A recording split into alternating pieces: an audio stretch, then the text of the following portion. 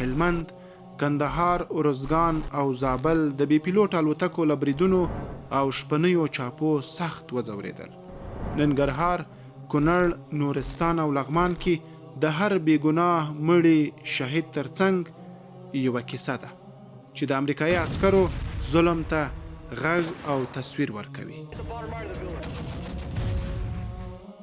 بدخشان، بغلان، کندوز او تخار کې هغو بریدونو خلک د خپل ژوند له طبیعي بهیر څخه بې برخې کړل چې قربانیان یې عام خلک، بزګران، دیني علما، سپینږیري، ماشومان او بېوسه کورنۍ وې. کابل چې باید د امن کور وای د امریکایي ځواکونو لخوا په نظامی مرکز بدل شو.